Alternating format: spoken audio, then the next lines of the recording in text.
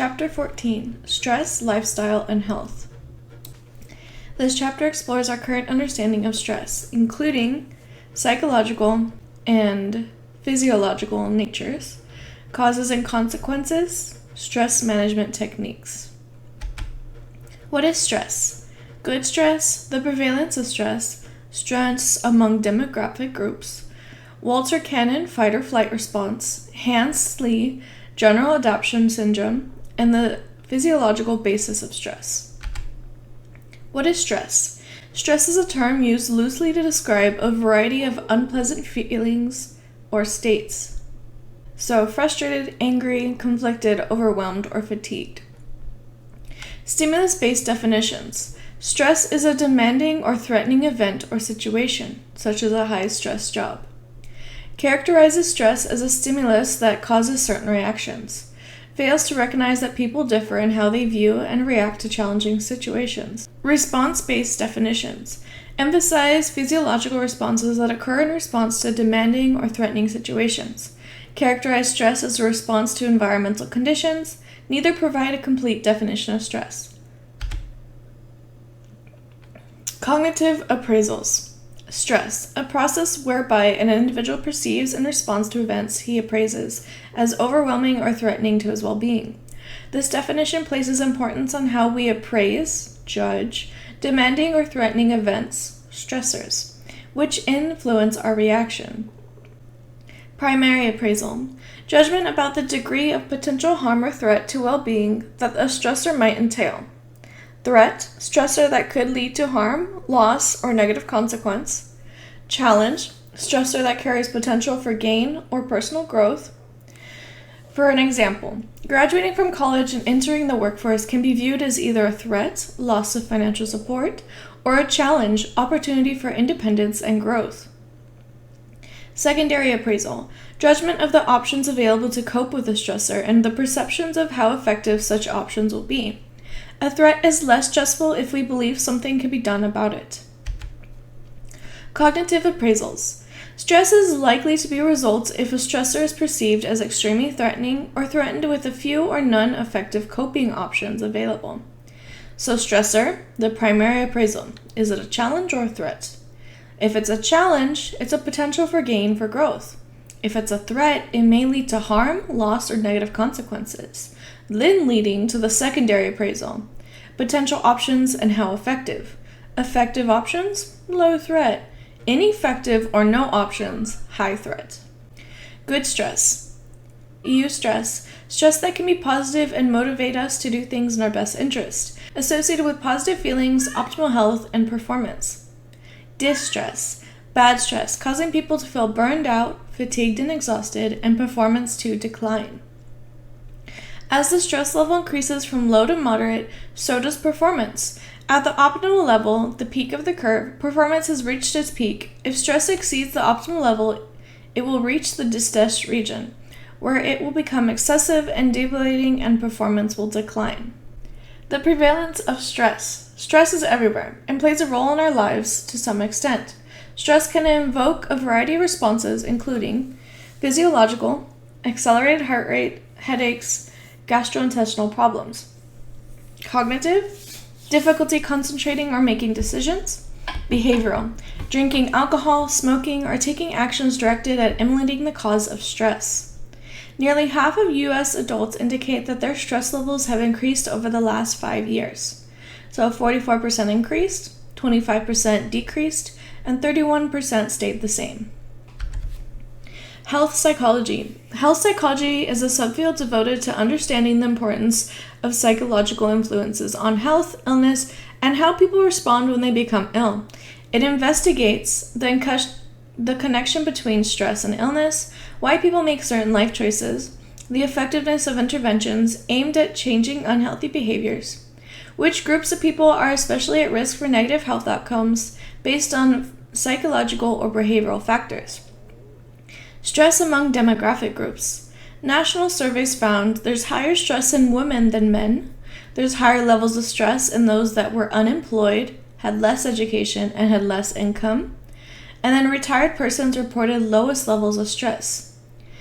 2006 to 2009. Greatest increase in stress levels occurred among many men, whites, people aged 45 to 64, college graduates, and those with full-time employment. Change potentially due to the 2008-2009 economic turnaround. Stress among demographic groups.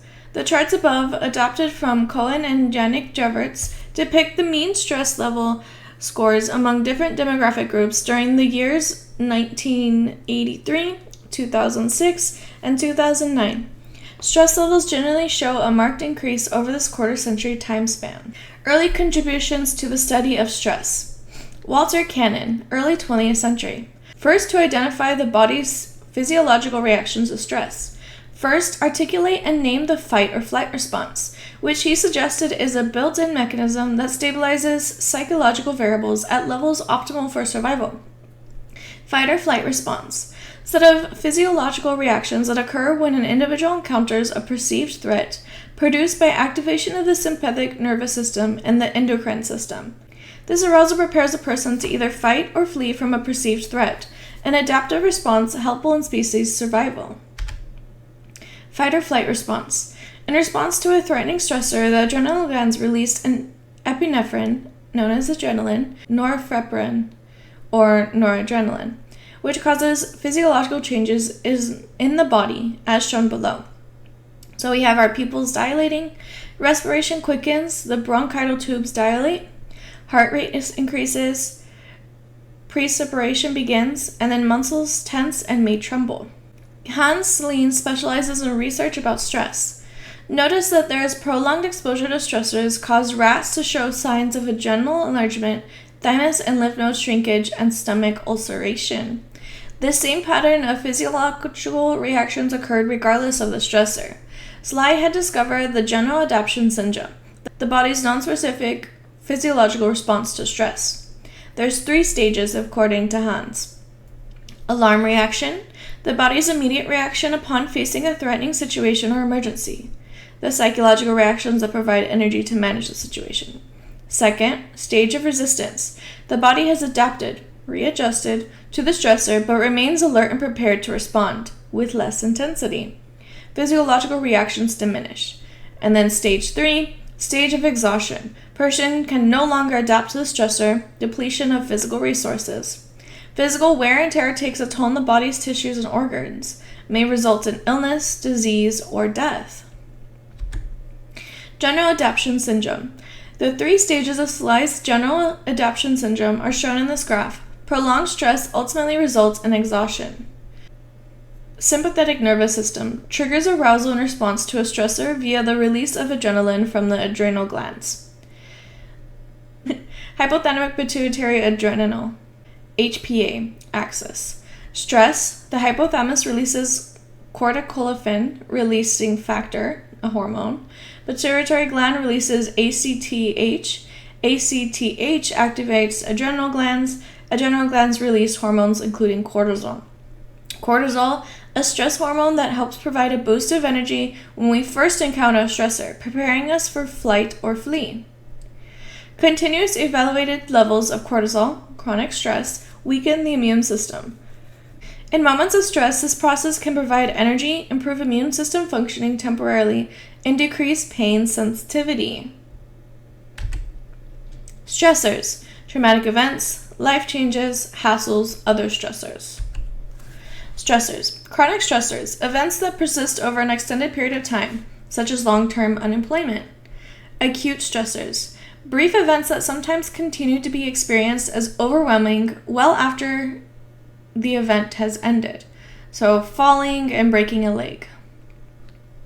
Traumatic events, one category of stressors that are traumatic events, situations involving exposure to actual or threatened death or serious injury. So exposure to military combat, threatened actual physical assaults, physical attacks, sexual assault, child abuse, robbery, terrorist attacks, natural disasters, car accidents. Stresses of this type can cause people to develop post-traumatic stress disorder, known as PTSD, a chronic stress reaction including intrusive and painful memories, jumpiness, and persistent negative emotional states, among other symptoms. Life changes. Some fairly typical life events, such as moving, can be significantly stressful. Even when the move is intentional and positive, the amount of resulting change in daily life can cause stress.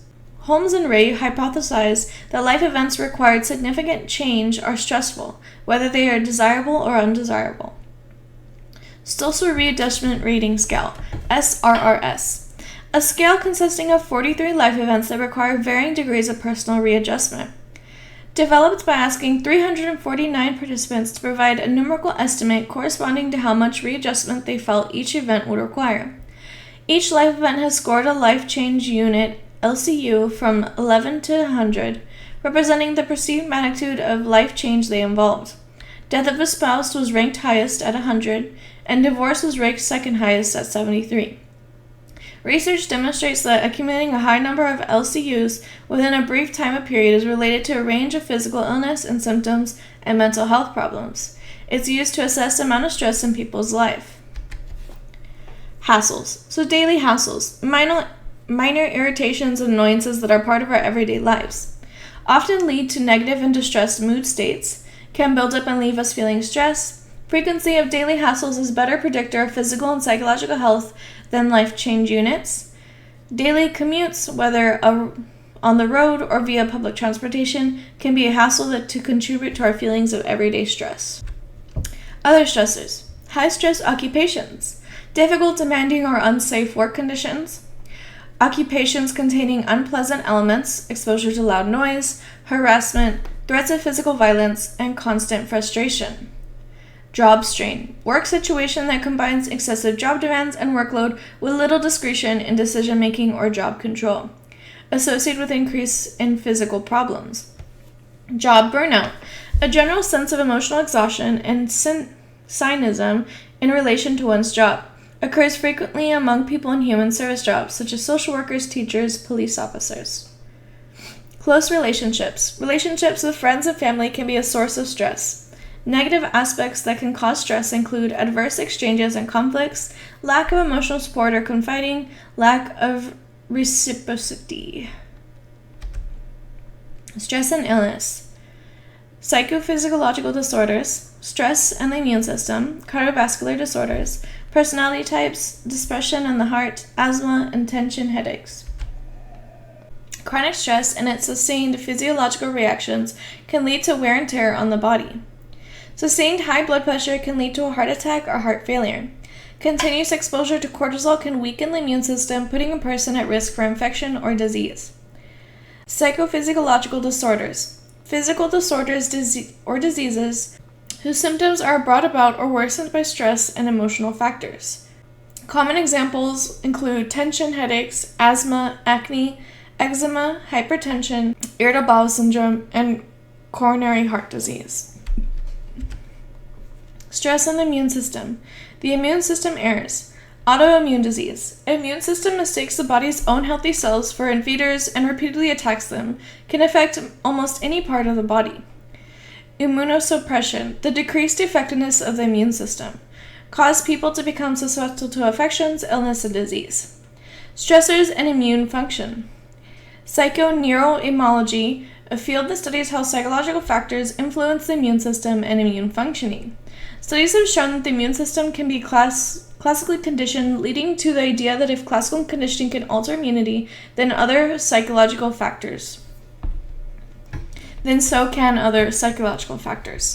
Many kinds of stressors are associated with poor or weakened immune functioning. How does stress weaken the immune system? One way that an immune system is weakened is through hormones released during stress. These hormones inhibit the production of lymphocytes. They're white blood cells important to the immune response. Study on stress and the immune function, Cohen. 276 healthy volunteers were interviewed about recent stressful experiences. After the interview, they were given nasal drops containing the cold virus. This graph shows the percentages of participants who developed colds after reporting having experienced chronic stressors lasting at least 1 month, 3 months, and 6 months. Participants who reported experienced chronic stressors for more than 1 month were more likely to develop colds than those reported with no chronic stressors. Research suggests that stress can shorten telomeres, the segments of DNA that protect the ends of the chromosomes. Shortened telomeres can inhibit block cell division, which includes growth and proliferation of new cells, leading to more rapid aging. This graph shows that telomeres are shorter in adults who experience more trauma as children. Cardiovascular disorders. The cardiovascular system plays a central role in the stress response, making it a key focus in studies of psychophysiological disorders. Heart disease, a cardiovascular disorder. A major risk factor for heart disease is hypertension. Hypertension is high blood pressure. It can be caused by stressors including job strain, marital conflict, and natural disasters. Forces the heart to pump harder, thus putting increased physical strain on the heart. Has no symptoms, can lead to a heart attack, stroke, or heart failure, as well as kidney failure and blindness. Both heart disease and hypertension have also been linked to negative affectivity. Negative affectivity, a tendency to experience distress emotional states involving anger, contempt, disgust, guilt, fear, and nervousness. Heart attack symptoms. For males, the common heart attack symptoms are lightheadedness, pre-respiration, chest pain and pressure, stomach pain, and shortness of breath. For females, the common heart attack symptoms are dizziness, anxiety, back and neck pain, shortness of breath, nausea, and vomiting. It's important to note that males and females often experience different symptoms of a heart attack. They are not the same. Type A and Type B personalities. Friedman and Rosenman discovered that people who are prone to heart disease tend to think, feel, and act differently than those who are not. Found that heart disease is over 7 times more frequent among Type A's. So Type A's tend to be extremely competitive, intense-driven, impatient, rushed, and hostile towards others. Type B tend to be relaxed and laid back. Further research suggests that one of the most important factors in developing heart disease is the anger hostility dimension of Type A behavior pattern. Individuals that indicate they respond to pressure with anger were over 6 times more likely than those who indicated less anger to have a heart attack by age 55. Transactional model of hostility for predicting social interactions. Anger and hostility appear to constitute long-term risk factors for adverse cardiovascular outcomes. Why? According to the transactional model of hostility for predicting social interactions, the thoughts and feelings of a hostile person promote antagonist behavior towards others, which in turn reinforces complementary reactions from others, thereby intensifying one's hostile disposition and intensifying the clinical nature of this relationship. Hostile person's behavior: confrontational, defensive, aggressive. Recipient's response: surprised, avoidant, defensive. Transactional cycle: reinforcement of hostile behavior.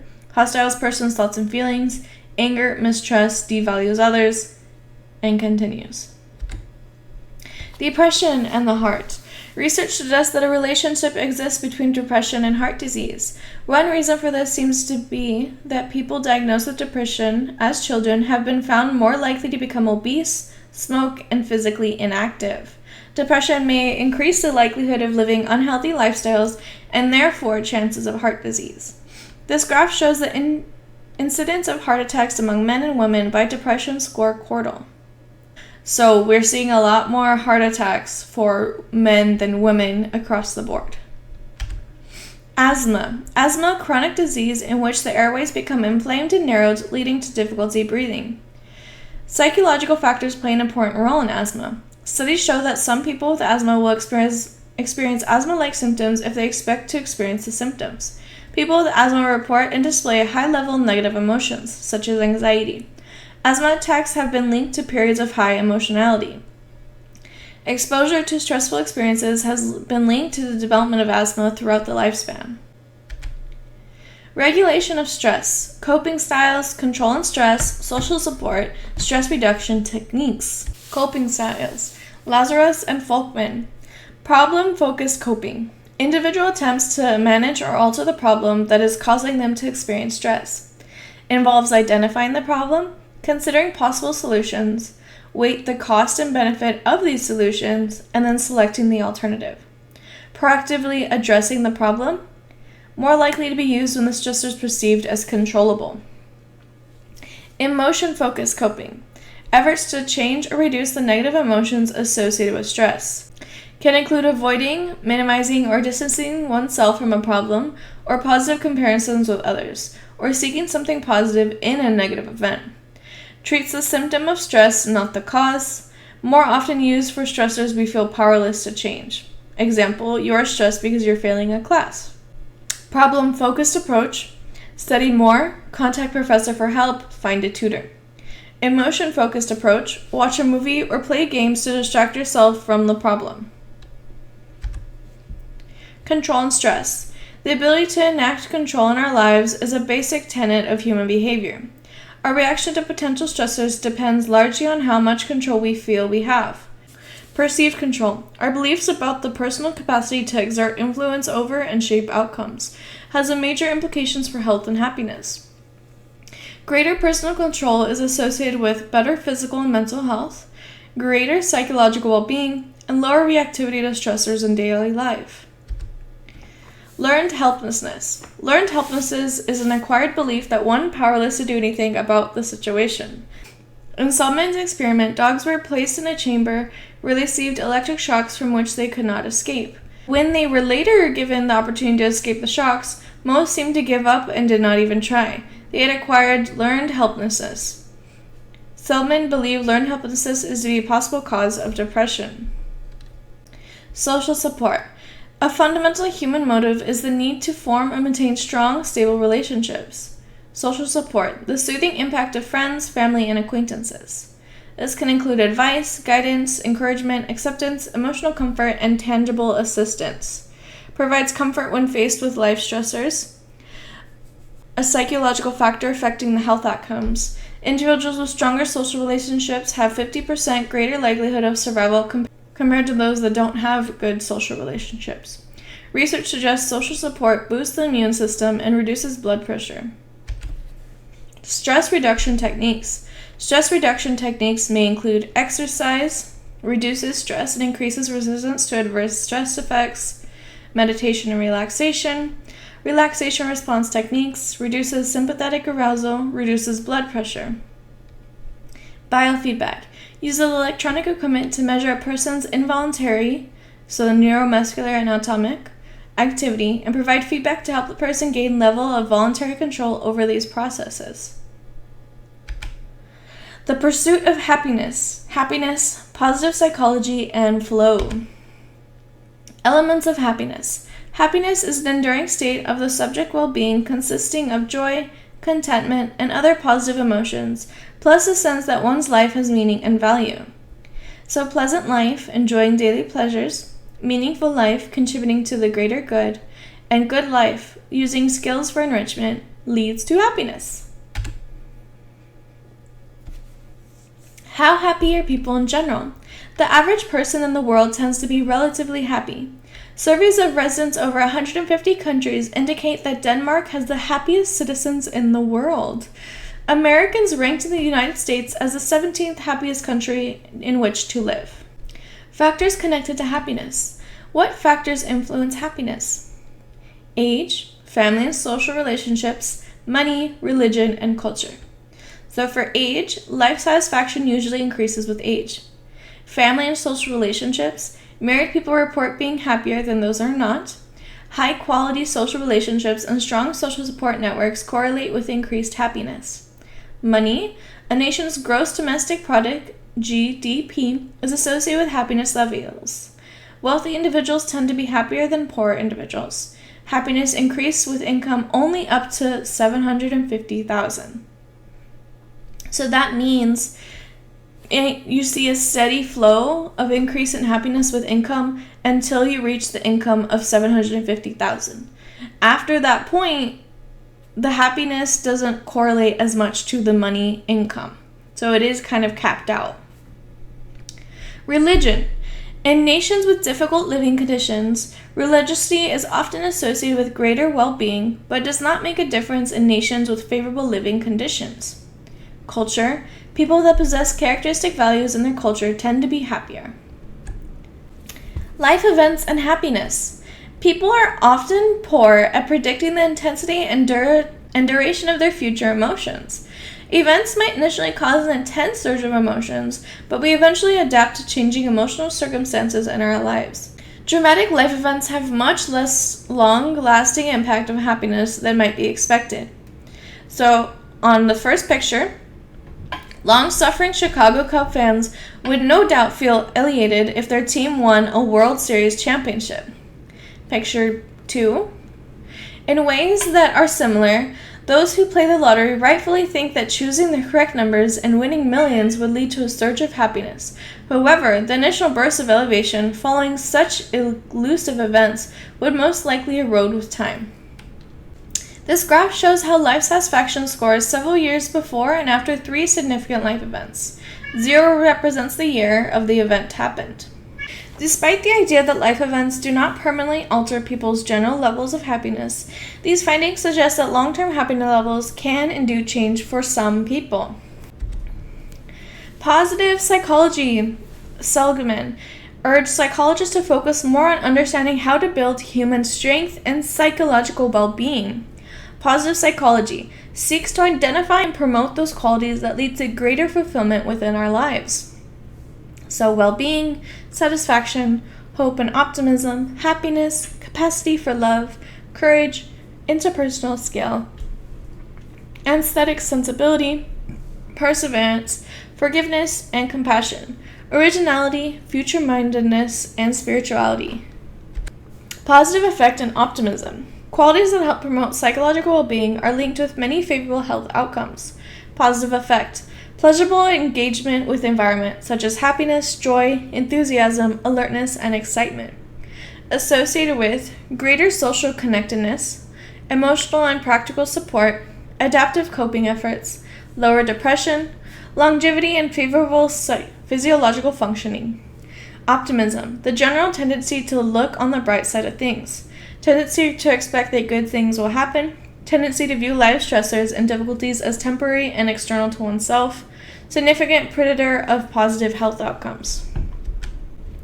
Flow, a particular experience that is so engaging and engrossing that it becomes worth doing it for its own sake. Feeling of losing oneself in the activity, state of effortless concentrating and focus, feelings like time passes more quickly than usual. Usually relative to creative endeavors and leisure activities. Experienced by people who like their job or students who love studying. Typically occurs when people engage in challenging activities that require skills and knowledge they know they possess. Thought to play a key role in happiness.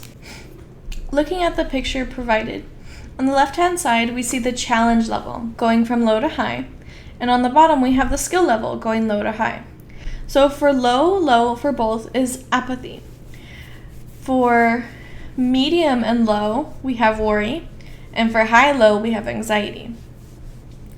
For medium-low, we have boredom. And then for medium-high, we have arousal. And then for high-low, we have relaxation. For high-medium, we have control. And then for high-high, we have flow. So this is going to be it for chapter 14. I am going to provide a little extra resources on coping skills. So this is extra, has nothing to do with the chapter or the textbook. I just thought it would be useful for you guys to use if you need it. So these are stress management tips. So keep in mind that stress isn't a bad thing.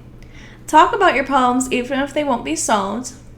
Prioritize your responsibilities. Focus on the basics. Don't put all your eggs into one basket. Set aside time for yourself. And keep things in perspective. At this time, you should pause the video, read through all the details of this, maybe try some of them out, and figure out what you can do to kind of relieve some stress in your life. Well, have a good rest of your day. Bye!